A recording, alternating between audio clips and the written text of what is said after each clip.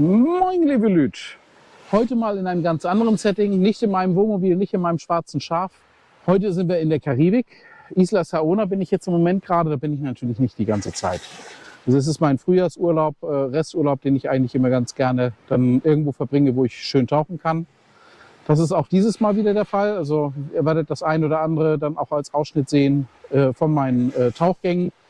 Man kann nicht bei jedem Tauchgang das große Wunder erwarten. Ich weiß selber nicht, was ich noch alles sehen werde in diesem Urlaub. Das heißt, lasst euch überraschen, was ich euch von der Unterwasserwelt der Dominikanischen Republik, karibische Seite, denn so zeigen kann. Aber vielleicht ist das eine Anregung. Vor allen Dingen hoffe ich euch auch ein kleines bisschen zu zeigen von der Dominikanischen Republik, was abseits der normalen Touristenpfade ist. Also ich bin nicht in Punta Cana, ich bin nicht in Bayahibe. Ich bin wirklich direkt in Santo Domingo vorne. Und diese Ecke der Dominikanischen Republik ist noch nicht so erschlossen, ist noch nicht so mit Hotelketten überzogen. In Punta Cana ist das Preisniveau alleine schon sehr viel höher.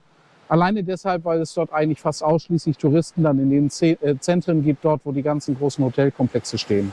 Es lohnt sich durchaus, die Dominikanische Republik auch abseits davon zu erleben.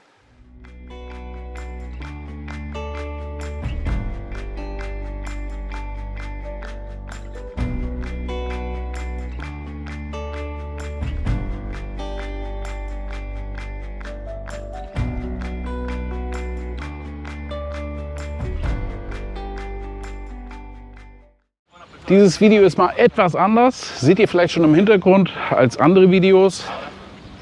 Denn mein Frühjahrsurlaub, mein Tauchurlaub ist jetzt gerade. Hier komme ich ganz gerne hin, denn hier draußen haben wir 20 verschiedene Tauchplätze.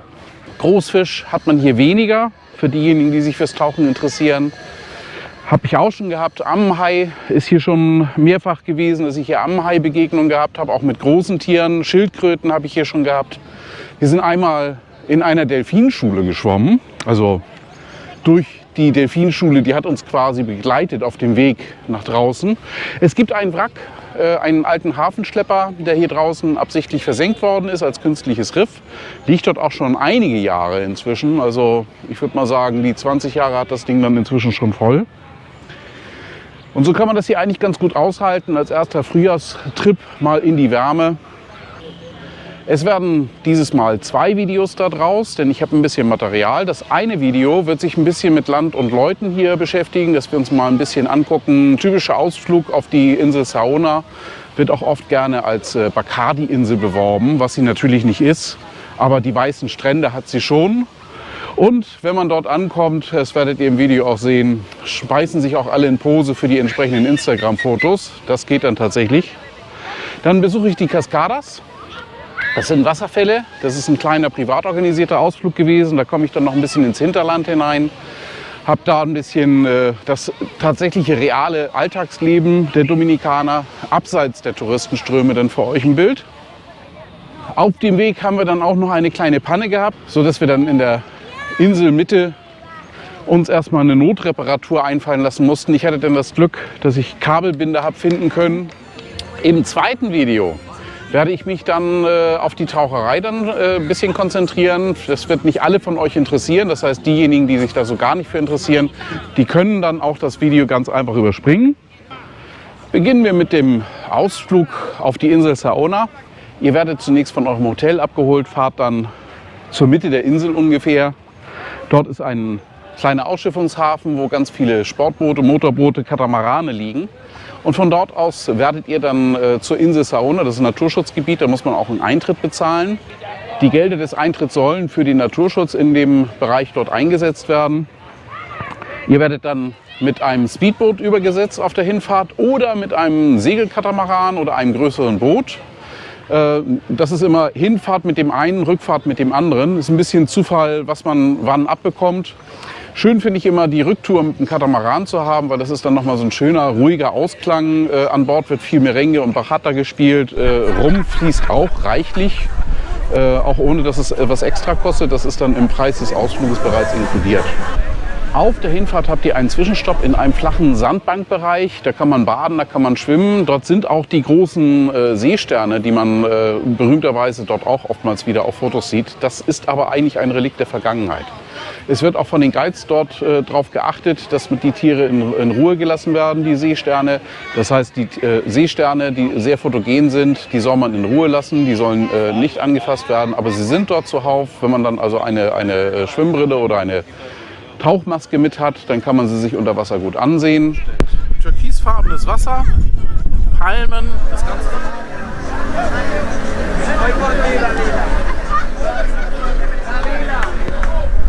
Jetzt geht es Richtung Isla Saona. So, das ist das, was weggegangen ist. Ich habe jetzt mal eben so knapp 8 Flaschen rumgezählt. Das ist doch mal eine nette Flasche hier, ne? Die ist gleich aufgefüllt worden. Mochik, die soll es dann auch auf Amazon geben. Ich finde die ganz lustig. Die ist hier gleich an Bord aufgefüllt worden. Muchas gracias. Auf der Insel angekommen, habt ihr die Gelegenheit, an einem warmen und kalten Buffet euch erstmal satt zu essen. Auch auf der Insel gibt es dann Getränke, auch alkoholischer Art, in Hülle und Fülle. Besondere Cocktails sind dort nochmal extra zu bezahlen, aber normale Getränke inklusive Cuba Libre und solchen Geschichten ist da auch kostenlos inkludiert. So, hier vorne sehen wir jetzt, wie diese ganzen Bilder auf Instagram, WhatsApp und so weiter entstehen. Die schräg wachsenden Palmen am Strand hier haben alle das Schicksal, als Fotomotiv dienen zu dürfen. Und das hier ist die Realität. Es ist dann doch etwas voller als auf den Fotos. Aber das ist ja auch okay. Isla Saona ist schon ganz hübsch gemacht. Das Essen ist mehr so lala. Also um den gröbsten Hunger zu vertreiben. Dafür ist es durchaus ganz gut geeignet. Ansonsten kommt gut gefrühstückt hierher. Und planen für den Abend ein schönes Essen. Es ist ein überwiegend nahezu kaltes Buffet. So ein bisschen ist das Chicken noch warm gewesen, aber das ist jetzt nicht unbedingt der Rede wert. Ihr kriegt hier sehr viel Rum. Ich selber habe jetzt auch eine Cola hier. Da ist natürlich nur Cola drin. Keine Vitamine. No Vitaminas. Ja, da wird das Bein noch drapiert. Der Arm wird noch angezogen.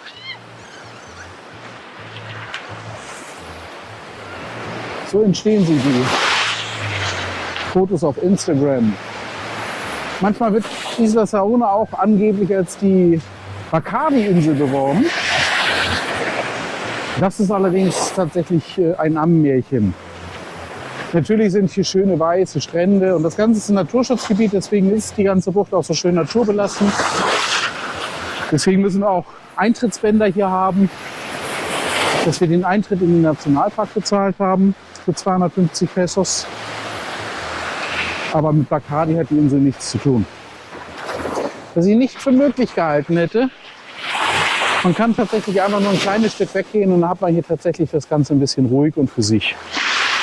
Jetzt dann aus dem Trubel da hinten raus, kann ein bisschen hier am Wasser spazieren gehen. Das ist wirklich sehr schön. Ja, und das ist so ein bisschen die Kehrseite. Es ist ein naturbelassener Strand. Wir sind jetzt ein Stück aus der Szene heraus und ihr seht, was hier ist. Also das hier ist sogar eine Ölkanne, ne? Da dürften auch Ölreste drin gewesen sein. Müllsammlung. Die eine Hälfte eines Flipflop-Paares. Dosen, Plastik. Das allgemeine Problem. Aber wie ich finde, geht es eigentlich noch so von der Menge her. Ich habe das schon viel schlimmer gesehen. Bei mir zu Hause im Norddeutschen, in Schleswig-Holstein, ist es aktuell dann doch noch um einiges frischer und nicht so angenehm wie hier gerade. Ja, die Vögel freuen sich gerade, weil wir sind auf der Isla Saona jetzt gerade dabei. Ich bin einer der letzten auf der Insel jetzt gerade. Es wird zusammengepackt und die Vögel machen sich natürlich über die Reste des kalten Buffets gerne her. Also die sind hier sehr gut versorgt. Aber sie unterhalten uns auch sehr gut, weil einige von denen können sprechen. Katamaran ist eigentlich für die Rückfahrt, finde ich persönlich, schöner, weil da wird dann ein bisschen Merengue und Bachata gespielt und man ist ein bisschen ausgelassen, weil man hat hier auf der Insel eine schöne Zeit verbracht. und hat vielleicht den einen oder anderen Rum-Cola getrunken oder ähnliches oder ein Pina Colada. Der kostet übrigens hier auf der Insel dann extra Aufpreis. Der ist nicht incluido, alles andere ist tatsächlich im Preis inbegriffen. Das kalte Buffet und auch die Getränke hier ansonsten vor Ort sind im Preis drin.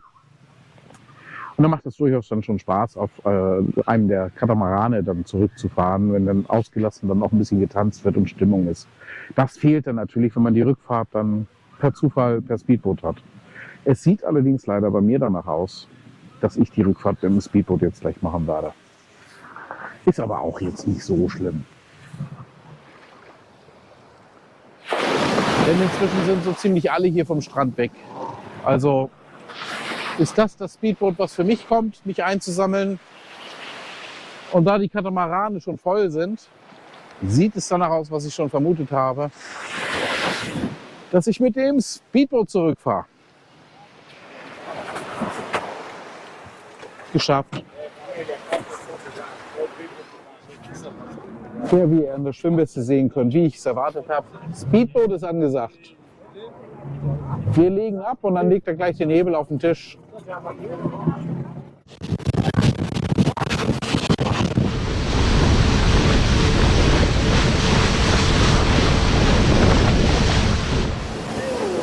Wenn ihr euch ganz außen hinsetzt, bedenkt, ihr kriegt ordentlich Gischt ab. Mir macht das nichts aus. Aber wer nicht nass werden will, setzt sich besser innen hin. Und wir sind wieder in Bayerhiebe. Ende der Tour, naja, was auf dem Wasser davon stattfindet. Jetzt geht's wieder in den Bus.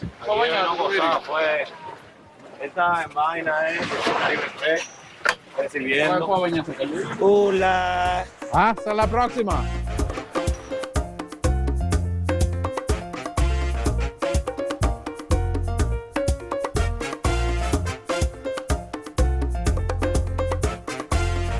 Der Ausflug ist etwas touristisch, aber nichtsdestotrotz natürlich schön und er kostet nicht so die Welt. Ihr könnt mit Kosten rechnen, je nach Anbieter. Im günstigsten Fall habe ich schon mal für 60 € gesehen, pro Person natürlich. Dieser Ausflug wird eigentlich von allen größeren Orten aus angeboten. Da gibt es entsprechende Zwischenhalte, ob das jetzt Johan Dolio ist oder ganz drüben Punta Cana. Auch dort, von dort aus könnt ihr auch diesen Ausflug buchen. Wenn ihr übrigens in der Dominikanischen Republik seid, schaut mal im Bildhintergrund. Hier sind die großen Seesterne, hier sind auch die großen Muscheln. Nehmt Abstand davon, das zu kaufen. Ich weiß, damit wollen die Menschen hier eigentlich nur ihren Lebensunterhalt bestreiten, aber wenn man das kauft, unterstützt man damit natürlich auch, dass hier Raubbau an der Natur getrieben wird. So etwas solltet ihr nicht kaufen. Andere Andenken gibt es, die nicht umweltschädlich sind, die kann man natürlich kaufen. Was das angeht, gebe ich hier also auch gerne ein bisschen Geld aus. Denn gerade hier ist es nicht in den großen Hotelanlagen, wo das eher bei großen Konzernen dann landet und zentral dann irgendwo abgeführt wird und dem Konzerngewinn zugeführt wird. Hier, wenn ich irgendwo in der Straße, in der Kaie ein paar Andenken kaufe, hier ist es wirklich unmittelbar der kleine Händler hier vor Ort, der davon dann den Nutzen hat. So viel zu Isla Saona. Ein Ausflug, den ich durchaus empfehlen kann, wenn man eben weiß, was einen da erwartet. Ihr werdet abends müde sein. Die Sonne, die ist schon wirklich anstrengend. Wenn man so einen Tag dann hinter sich hat, wie gesagt, denkt an den Sonnenschutz, dann ist man abends auch rechtschaffen müde und sinkt dann auch wirklich geschafft nachher ins Bett. Überall findet ihr hier auch solche Verkäufer, die dann Früchte verkaufen. Auch das sind ganz, ganz kleine Selbstständige. Bei denen kauft gerne eine Ananas frisch aufgeschnitten für kleines Geld. Also wenn ich mir hier jetzt einen Teller Ananas hole, dann zahle ich hier jetzt Straßenpreis 100 Peso, 2 €. Und habe dafür absolut frische Ananas. Das kann man sich schon gefallen lassen. Nach der Insel Saona kommen wir dann zu meinem Ausflug ins Landesinnere, zu den Cascadas. Privat organisierter Ausflug, wo ich mir den Wasserfall angeguckt habe. Sehr schöne Tour ins Landesinnere. Konnte man sich wirklich gefallen lassen. Der eigentliche Wasserfall befindet sich auf Privatgrundstück, wird von einer Familie dort als Ausflugsziel vermarktet. Also ich muss ja sagen, es kann einem schlechter gehen. So lässt sich's aushalten. Man kriegt dort Essen mit dazu, man zahlt einen Eintritt für die Cascadas und man kann dort in diesem Süßwasserpool unterhalb des Wasserfalls dann auch schwimmen. Jetzt kommt wieder der Teil, den ihr kennt. Ich esse euch einen vor. Frische Früchte.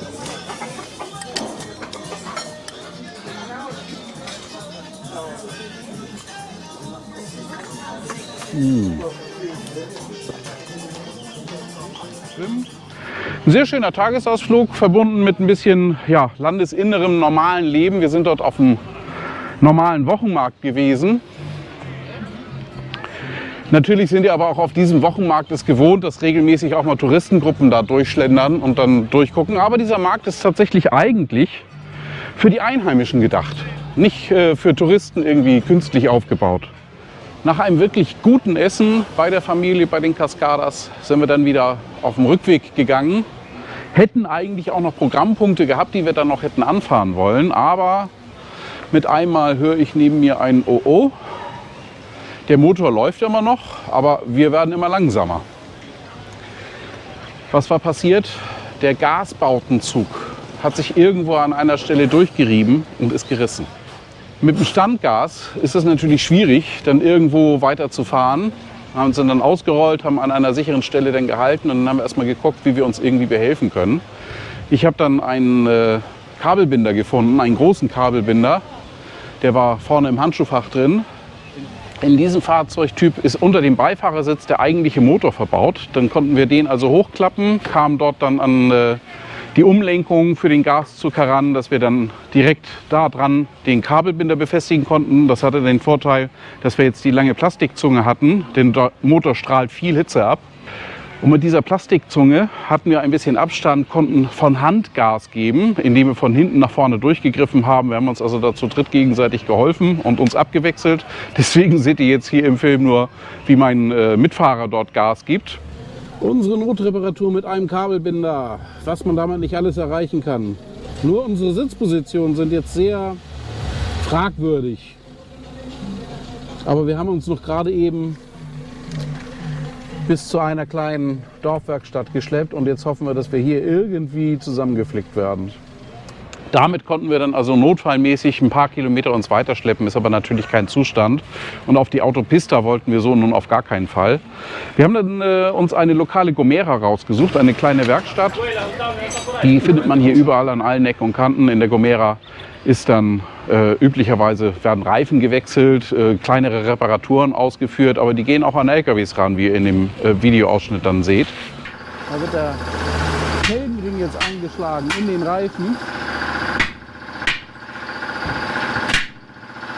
Springt aber immer wieder an einer anderen Stelle raus.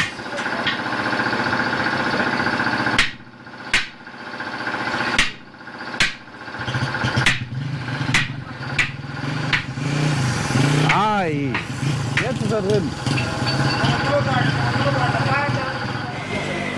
Und der Zwillingsreifen ist mittlerweile auch wieder drauf. Den sie aufgezogen haben, ist natürlich auch ein gebrauchter. Ein sehr gebrauchter. Aber der wird auch wieder erstmal ein paar tausend Kilometer halten.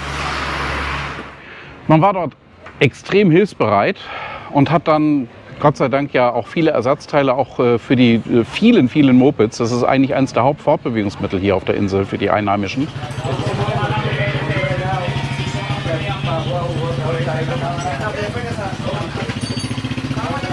Alles, was man braucht an Ersatzteilen, Öl, Gasgriffe, Reifen.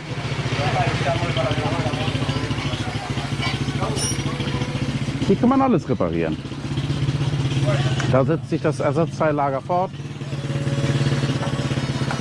Da sehe ich zum Beispiel eine ganze Menge Bautenzüge, die könnten uns eventuell heute noch behilflich sein. Die sind zwar für was anderes, aber vielleicht lässt sich da irgendwas zweckentfremden. Es ist absolut nicht ungewöhnlich, 3 oder sogar 4 Leute auf einem Moped zu sehen als Familienausflug. Meistens fährt Papa, das Kind wird dazwischen gepackt und Mama sitzt dann hinten und hält dann Kind und sich selbst am Fahrer dann fest. Das sieht man auch durchaus, dass Papa dann auch noch das kleinste Kind dann vorne vor sich auf dem Tank dann hat. Und so werden dann auch hier Ausflüge gemacht. Also Mopeds haben hier eine sehr, sehr hohe Bedeutung, weil sie natürlich viel, viel bezahlbarer sind als ein Pkw. Demzufolge hat die Gomera auch ohne Ende Ersatzteile. Also das Ding war vollgestopft mit Ersatzteilen. Und so war es möglich, mit einem Bautenzug, der eigentlich für ein Moped gedacht ist, dann unseren Gaszug zumindest temporär prophylaktisch zu reparieren. Und damit sind wir dann auch gut nach Hause gekommen, haben wieder Santo Domingo erreicht, kein Problem weiter gehabt. Todo bien? Todo bien. Muchas gracias. So, gibt es hier kleine Verkaufsläden. Hola. Agua sin gas, por favor, y un Coca-Cola. ¿Cuánta? 60. 60.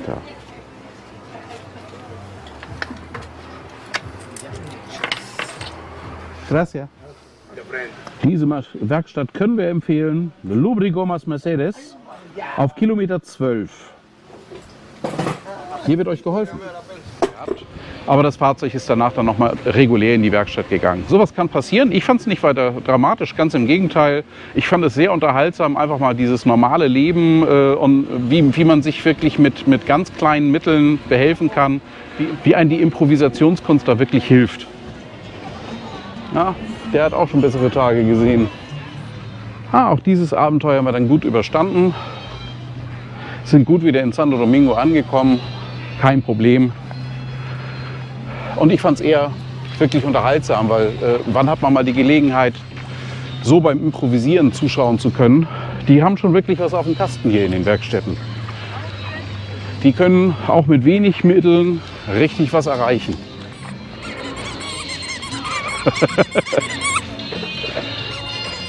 Im kommenden Video werde ich euch die Highlights aus 2 Wochen Tauchurlaub dann zeigen, was ich also so unter Wasser so alles gesehen habe.